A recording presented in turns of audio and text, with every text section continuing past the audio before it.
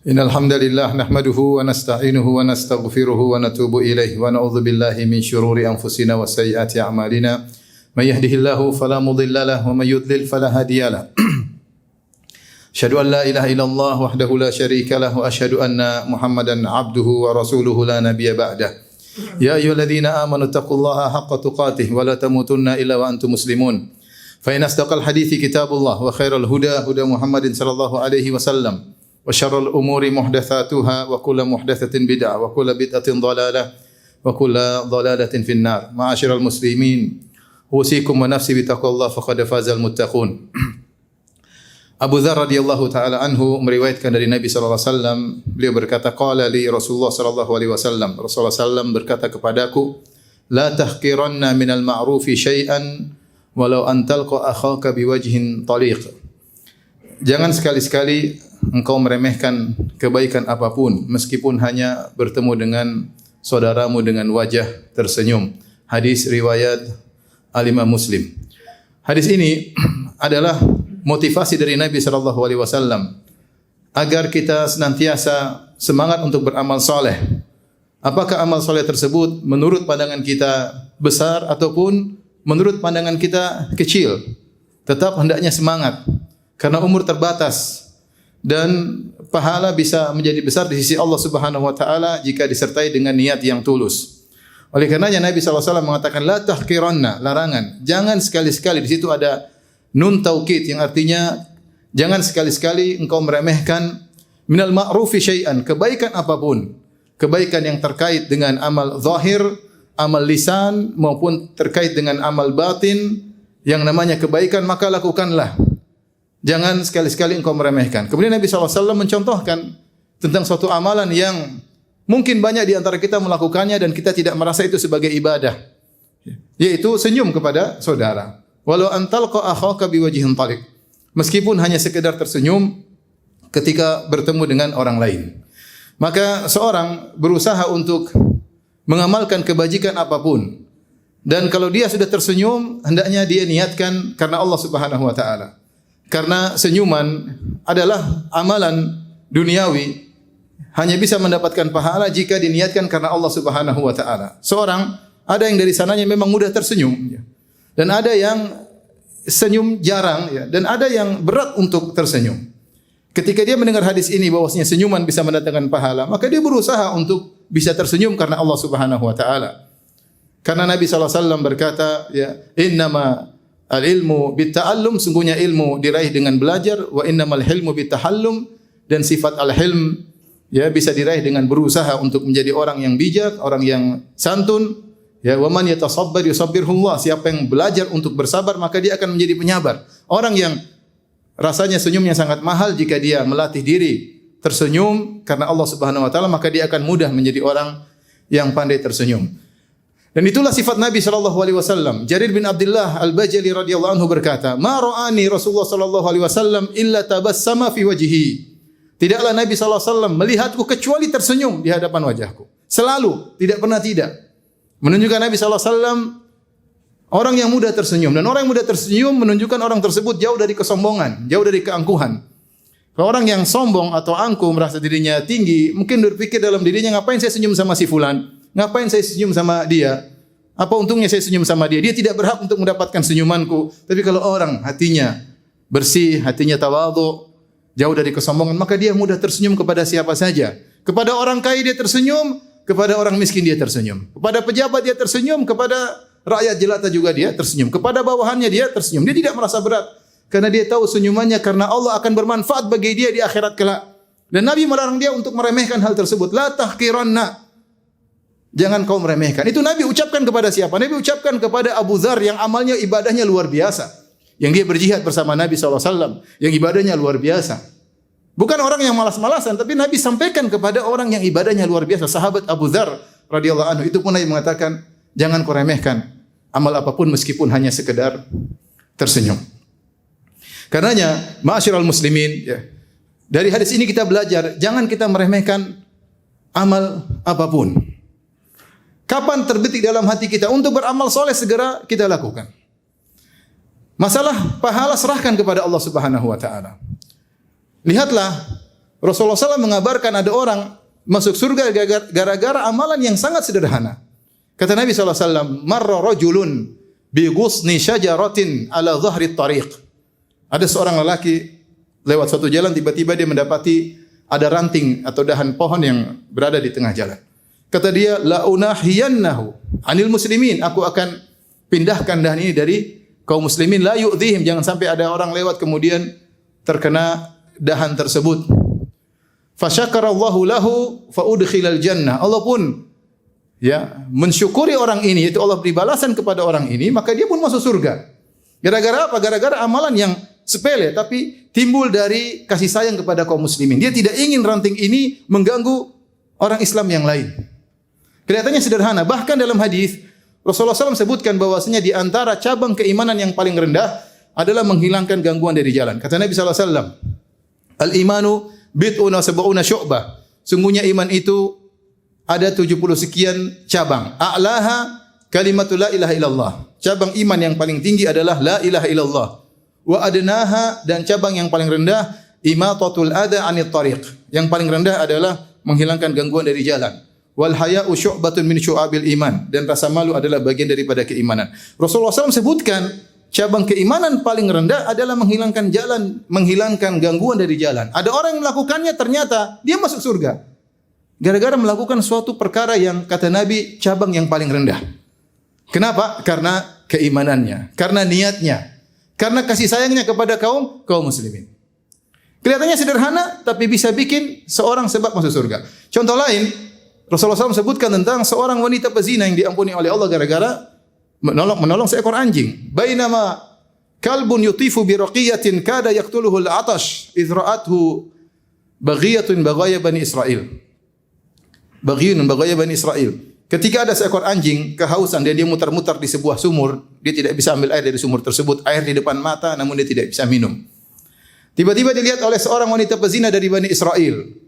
Maka dia pun kasihan. Fanaza'at muqaha, maka dia lepaskan sepatunya. Fanazalat fi bi'r, kemudian dia turun di sumur, dia ambil, fasaqathu, kemudian dia beri minum kepada anjing tersebut. Faghafarallahu laha bihi, maka Allah ampuni dosa-dosanya gara-gara hal tersebut.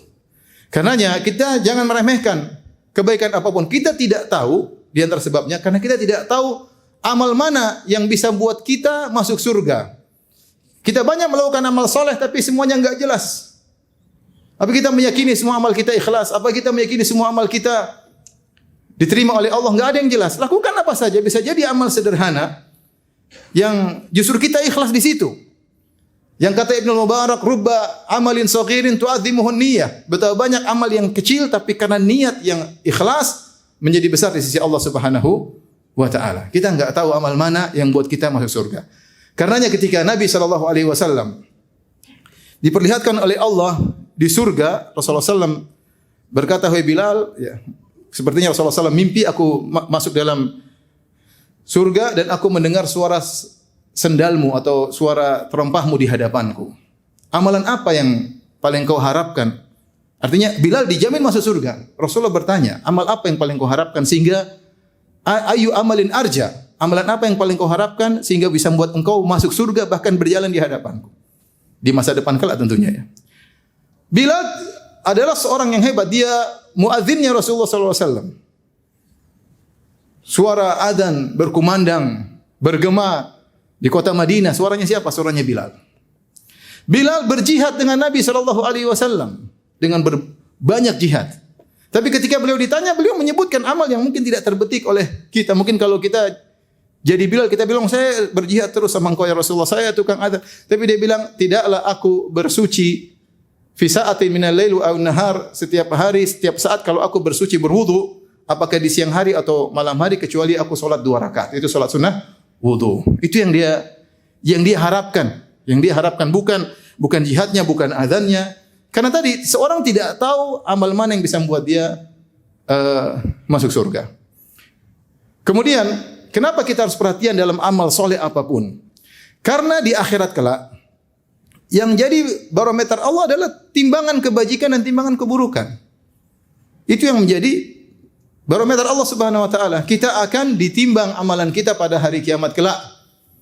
Dan kita sangat butuh kebaikan sekecil apapun untuk agar bisa timbangan kebajikan kita lebih baik daripada timbangan keburukan kita, timbangan maksiat kita, dan juga untuk mengangkat derajat kita di akhirat kelak kalau kita masuk surga.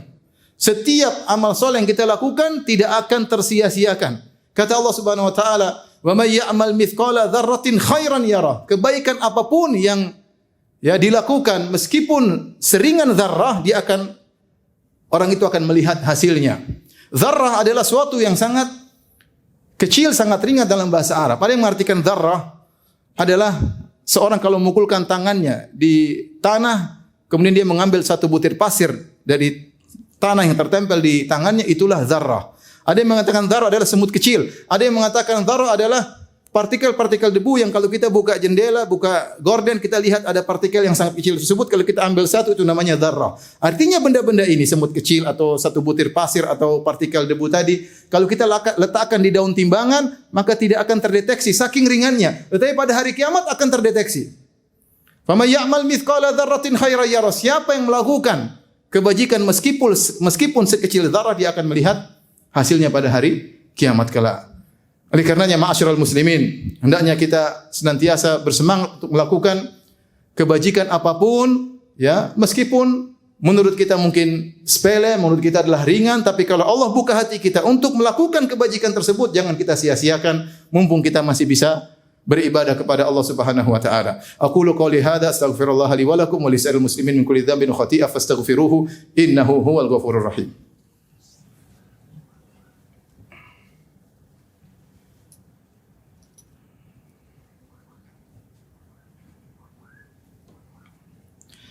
Alhamdulillahi ala ihsani wa syukru lahu ala taufiqihi wa amtinani wa asyhadu an la ilaha illallah wahdahu la syarika lahu ta'ziman li sya'ni wa asyhadu anna Muhammadan abduhu wa rasuluh da'ila ridwani. Allahumma salli alaihi wa ala alihi wa ashabihi wa ikhwani. Ma'asyiral muslimin, sungguhnya sebentar lagi kita akan bertemu dengan bulan Ramadan. Kesempatan bagi kita untuk beramal soleh sebanyak-banyaknya, semaksimal mungkin, ya. Semaksimal mungkin yang bisa kita lakukan. Apakah amalan yang besar maupun amalan yang menurut kita sepele, lakukan. Kalau bisa tebar senyum karena Allah, tebar senyum. Ya, apa yang bisa kita lakukan, lakukan. Jangan sampai waktu kita terbuang di bulan suci yang bulan tersebut belum tentu kita temui dan belum tentu bisa berulang lagi kepada kita. Betapa banyak saudara-saudara kita yang tidak bisa lagi menemui bulan tersebut, dan kita saja belum tentu bisa bertemu dengan bulan tersebut. Oleh karena kita hidup di zaman yang waktu kita terbuang-buang dengan berbagai macam berita, ledakan informasi yang ada di medsos, internet, yang sebagian perlu kita ketahui dan banyak yang tidak perlu kita ketahui. Kita hanya buang-buang umur kita. Ya, banyak kebaikan yang bisa mengangkat derajat kita di akhirat kita buang-buang. Sehingga nanti kita hanya menyesal pada hari kiamat kelak. Yaqulu ya laitani qaddamtu li hayati. Manusia akan menyesal pada hari kiamat, dia berkata di akhirat kelak, coba dahulu saya melakukan amal kebajikan untuk kehidupanku yang sesungguhnya di akhirat kelak. Menyesal. Ya. Oleh karenanya bulan Ramadan bulan yang disepakati oleh para ulama bahwasanya amal pahalanya berlipat ganda. Dan Nabi SAW pada bulan Ramadan lebih semangat beramal daripada bulan-bulan yang lainnya. Apa kata Ibn Abbas radhiyallahu taala anhuma, kana an-nabiy sallallahu alaihi wasallam ajwadan nas wa kana ajwad ma yakun fi Ramadan. Sungguhnya Nabi sallallahu alaihi wasallam adalah orang yang paling dermawan. Dan Nabi sallallahu alaihi wasallam di puncak kedermawanan ketika di bulan Ramadan, hina yalqahu Jibril, tatkala bertemu dengan Jibril alaihissalam. Fayudarisuhul Quran, Jibril mengajarkan Al-Quran kepada Nabi sallallahu alaihi wasallam. Sebagian ulama menyatakan kenapa Nabi sallallahu alaihi wasallam lebih semangat bersedekah di bulan Ramadan, karena Nabi diajar langsung oleh Jibril alaihissalam baca Al-Quran. Sehingga tadabbur Al-Quran lebih tinggi. Dan orang yang sering baca Al-Quran dengan tadabbur, bagi dia dunia ini ringan. Karena dia tahu bahwasanya dunia sebentar akan dia tinggalkan. Sehingga mudah bagi dia untuk melepaskan dunianya untuk akhiratnya. Beda dengan orang yang ragu tentang akhirat, yang lebih percaya dunia daripada apa yang Allah janjikan di akhirat kelak. Karenanya Nabi SAW di bulan Ramadan lebih semangat untuk beramal saleh. Nah, ini nasihat bagi saya pribadi dan juga bagi para jamaah, untuk tidak membuang-buang waktu di bulan Ramadan. Maka sejak sekarang kita berdoa kepada Allah, minta kepada Allah agar kita diberi taufik oleh Allah Subhanahu wa taala, diberi bimbingan untuk bisa memanfaatkan waktu kita sebaik-baiknya di bulan Ramadan. Saya beri contoh teman saya sendiri, tinggal di zaman sekarang, teman masih hidup, ya. Saya tidak ingin sebut nama kotanya, ya. Tetapi dia hidup, ya, dan hidup di zaman kita sekarang ini. Dan dia seorang pedagang, ya, usianya sudah 50 tahun lebih, tapi dia bisa khatam Quran di bulan Ramadan kemarin 15 kali. Dia bisa khatam Quran 15 kali. Artinya dia berusaha, dia pakai obat tetes mata, kemudian dia Quran dia pilih, kemudian dia duduk, dia minum vitamin. Kalau dia niat akan bisa. Hidup kita tidak tahu sampai kapan. Demikian semoga bermanfaat. Innallaha malaikatahu yusholluna 'alan nabi ya ayyuhalladzina amanu shallu 'alaihi wa sallimu taslima. Allahumma shalli 'ala Muhammad wa 'ala ali Muhammad kama shallaita 'ala Ibrahim wa 'ala ali Ibrahim innaka Hamidum Majid. Wa barik 'ala Muhammad wa 'ala ali Muhammad kama barakta 'ala Ibrahim wa 'ala ali Ibrahim innaka Hamidum Majid. Allahumma ighfiril muslimina wal muslimat wal mu'minina wal mu'minat al ahya'i minhum wal amwat innaka samii'un qaribun mujibud da'wat wa ya qadhiyal hajat. Allahumma balikna Ramadan, Allahumma balikna Ramadan, Allahumma balikna Ramadan. Rabbana atina fid dunya hasanah wa fil akhirati hasanah wa qina adzaban nar. Allahumma aslih lana dinana alladhi huwa ismatu amrina wa aslih lana dunyana allati fiha ma'ashuna wa aslih lana akhiratana allati ilaiha ma'aduna waj'al hayata ziyadatan lana fi kulli khair waj'al mauta rahatan lana min kulli syarr. Rabbana inna nas'aluka hubbak wa hubba man yuhibbuk wa hubba kulli amalin yuqarribuna ila hubbik. Allahumma inna nas'aluka fi'lal khairat wa tarkal munkarat wa hubbal masakin wa an taghfira lana wa tarhamana wa idza aradta bi ibadika fitnatan faqbidna ilaika minha ghairu maftunin. Rabbana atina fid dunya hasanah wa fil akhirati hasanah wa qina adzaban nar wa aqimus shalah. Allah